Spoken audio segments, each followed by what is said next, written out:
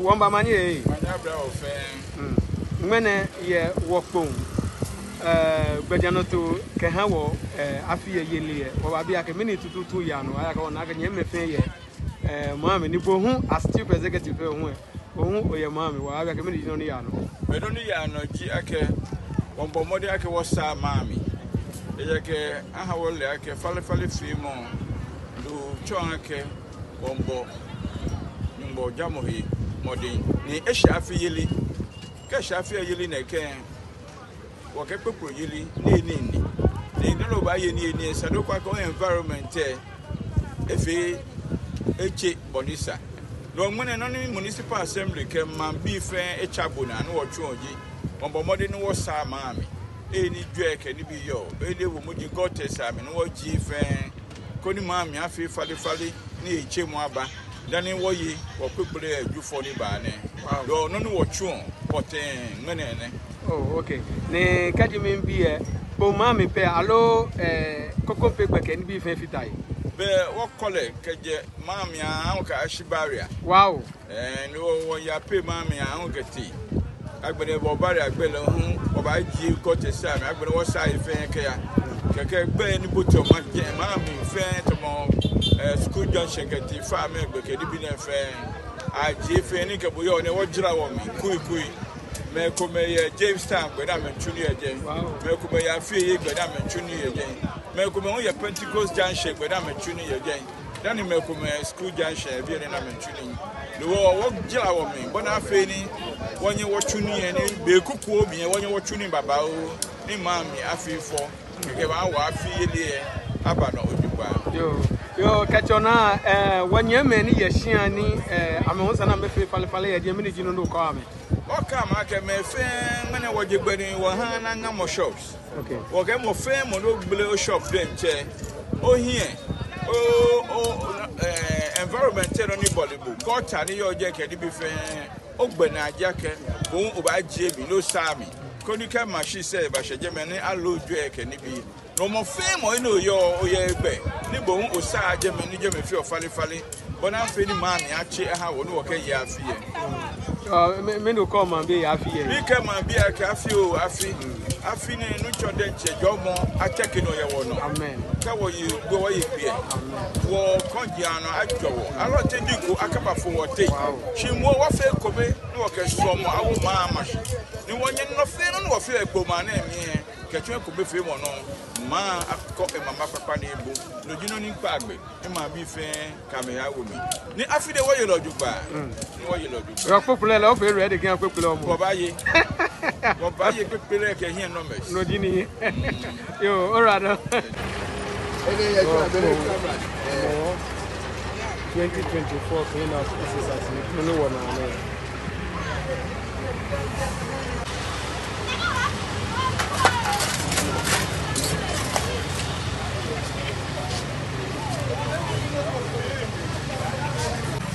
for woman me left ready if ready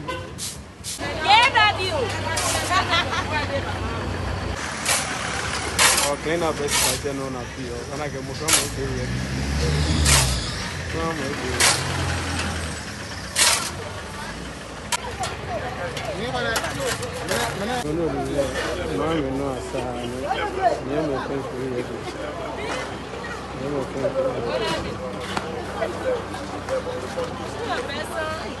Nale, sawa nale. Na ka be kwa ko ti fie de. Ene wo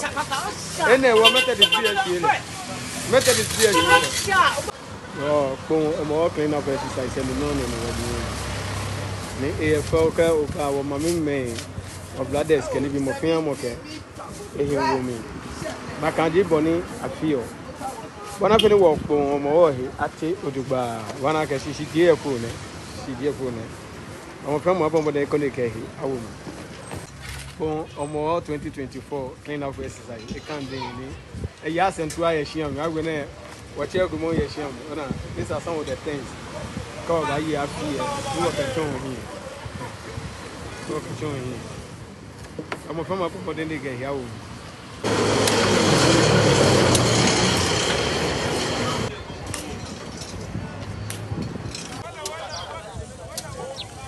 Oh, clean up exercise and on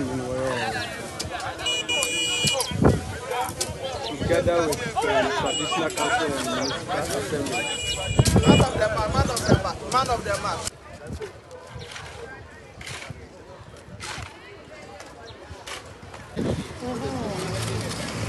Ah, I don't mean by dear. Like I don't know. I recommend that battery. But I get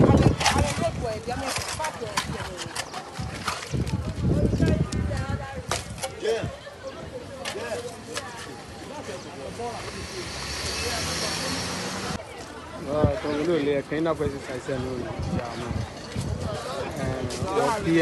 PM. Pagbaga anyeni ake nibi mo aba pape na no won fi ne ken ha wo ko omo yeli e era ke jupe wodi wo mo 26 wodi wo mo na fe no wo fi no wo fi ke ko mo yeli e mam bi fe ka me he no malaka mo fi mo ene etini na fe ke ready ke no mo ke de wo think we are student to yo Mokamo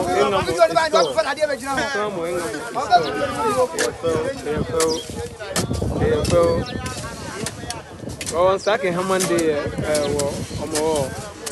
Oh, Kadi Oyashano.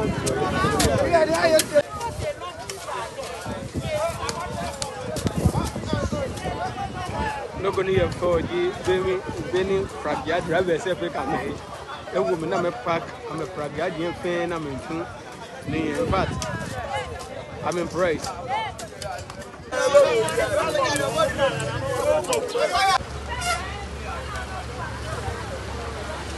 More clean up exercise.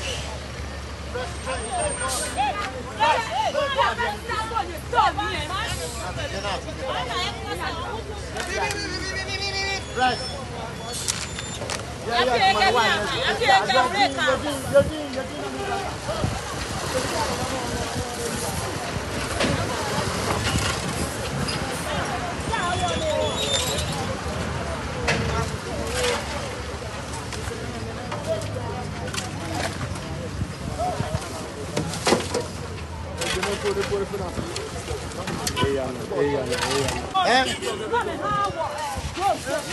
Ukubeni binsu na aka gota numa wojina wa.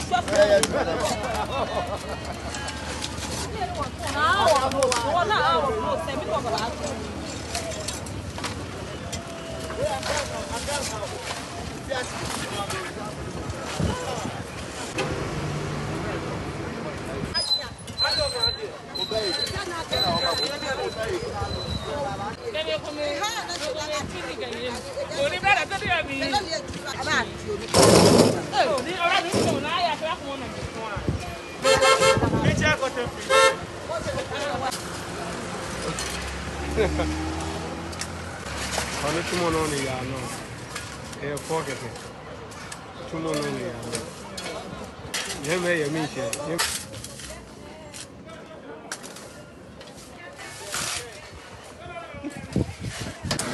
Nah. Star Wawa, the Methodist be a Shwele. Ashwele. Oh, I'm a Shwele. Yeah, no more film, okay, he will be.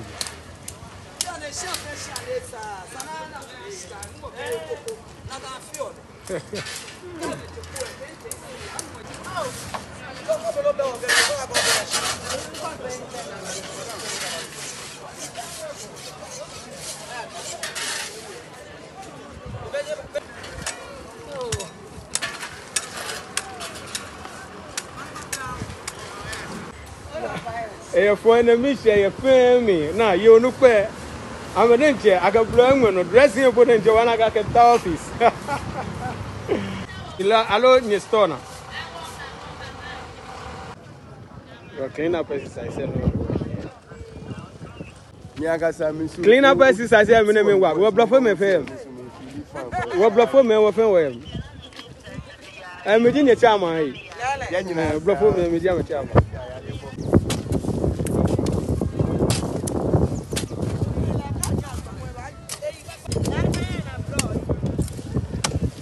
Oh, Omo 2024 can exercise. Market ye get the beef and I put you in beef and from where you and 2 months somewhere. Hey, Edda, one second, how Omo Yili, Jupe, what you know, piano, she was an mammy, I feel fally. Lele, who ni I can commit them over me, and the people about who Yano, the people about who Yano. For Omo clean up exercise. You look where Fan come here with me. This is lovely. Market side in Wabani, Wanaka. Ye Fan come here with me for YouTube. Ye Fan come here with me. One of any Omo any face successful. Wow. Oh, exercise no me working. Blind him be Fan come here with me. Ni ene kadi ote gadangbe mi afio ya ifia is especially po ele ko ba different beke bi ko no pa fin ka me e wo mi wa ihe market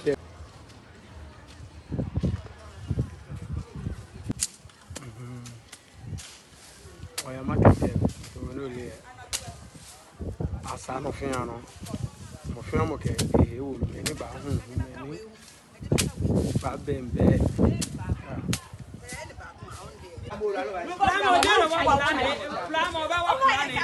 no market them we ba kadi okoba na ke mo fem o efio Pata me ni wo sabi ye. Wo sabi ni amete asabi ke ha wo pon omo wow o market ye denche na mo fian mo ke he wo ni fi mo me na ke na exercise you make sure ke bombachi ba anga mo store ni yo bombachi because take where he fell incident now.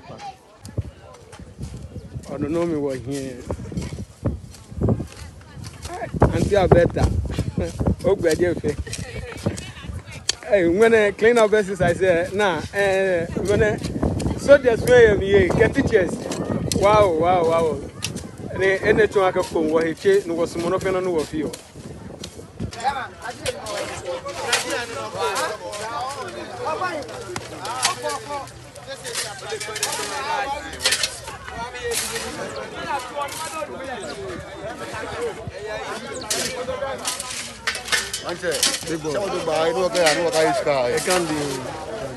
Pragia chairman, manager.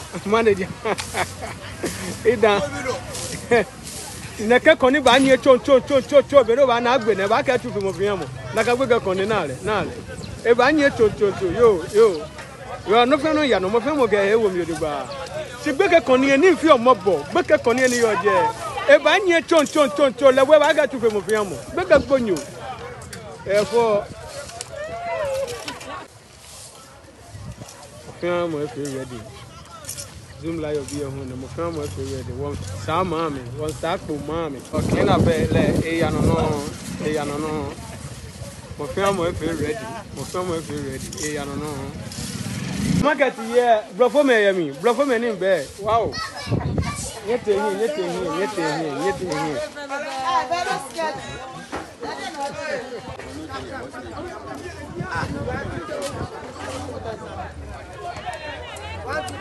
like a market here, Auntie she blew me. Here, dog, when on some arm in fame or market here, you can see for yourself. As some market tell me, one thing. Think of you and I'm sure you can your bed. In the home, I had to market tell me. Fine, market here.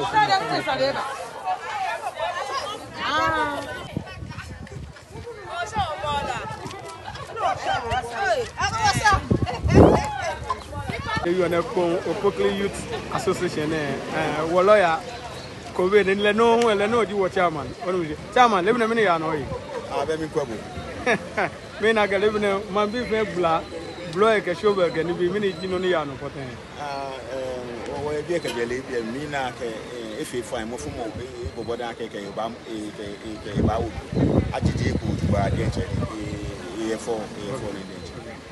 okay. So, and Nakani Femo based on Afiano about yellow. The more Afio, I bet for Famo, Famo, iso jamu o kaji wo echi wo ke ya fi e be ja ka fi e echi ogun everybody correct so omo clean up exercise 2024 honorable Spain Ejeko Yemi honorable Spain Yemi ninka bo yo na or chief executive Yemi agbena was so coming MP the one e shion yo ni bi ba ya no agbo na kwa ni bi ba ya no go arrange ana one plan pen wo yo dia ke fun e ni me gbene esa ni loliko niyo the pedi challenge ni won na yeah okay na person say me no no wo hiyen agbeko na akura na nako agbenu bon on 2024 clean up exercise wana go wanyeme period ya wanyeme period mandi fin period kana lady na bia take a chief executive scheme ma onu pe ke ni bi e kan na wanyeme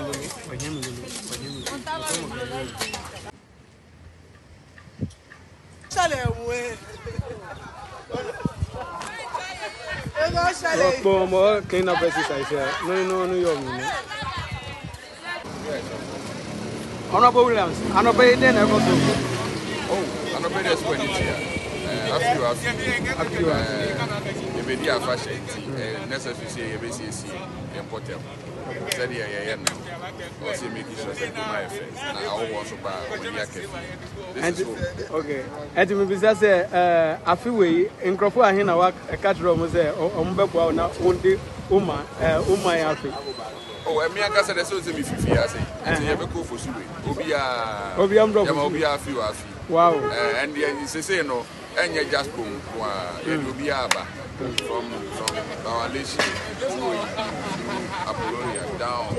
So Obia, what you come and go there, this is headquarters. So everybody, headquarters is celebrate here. We are all on board.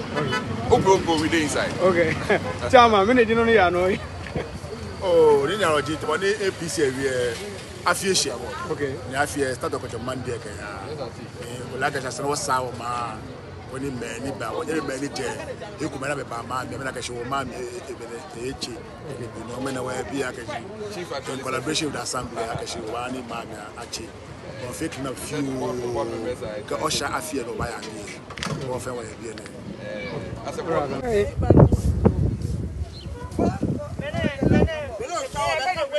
no dini e kapla baba